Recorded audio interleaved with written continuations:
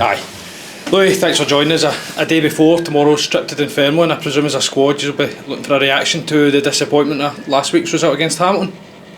I think it's only natural to try and bounce back for a disappointing result last week. Obviously, when we went over the game, we realised we kind of underperformed in the game. There's been other games this season where we've played really well in the game and not maybe got the points we deserved. But last week I thought we didn't really start the game well.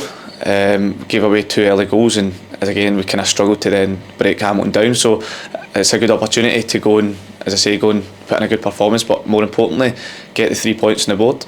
Those early goals, you touched on it there, they were a killer last week. They gave us a mountain to climb.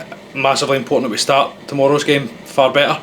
I think that's the manager's, to be fair, he emphasises it every single week to start games good and to try and get on the front foot and take it to the opponents. And as I say, we didn't do that last week, but the manager does set us up well for games, and we know exactly what to expect. And we knew last week with Hamilton it was going to be a physical battle, and that's how we lost the first 2 goals. So as I say, we need to go out to tomorrow and start a lot better. And I think the first goal in this division is important, and hopefully it's us tomorrow, and we can, as I say, try and get the 3 points on the board.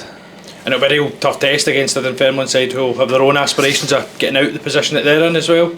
Yeah, it's every game at the moment's difficult. As I say, we've had a few good results in cup competition, but your bread and butter's the league, and that's the games that you want to be winning and trying to finish high as possible come the end of the season in the league table. So tomorrow is full focus on that, and we know Dunfermline's got a new manager in place obviously recently, so yeah, they'll obviously be looking to try and win the game, and it's just down to us to try and expose their obviously weaknesses and stick to our strengths, and as a group try and as a collective get the 3 points. It's much needed in the table.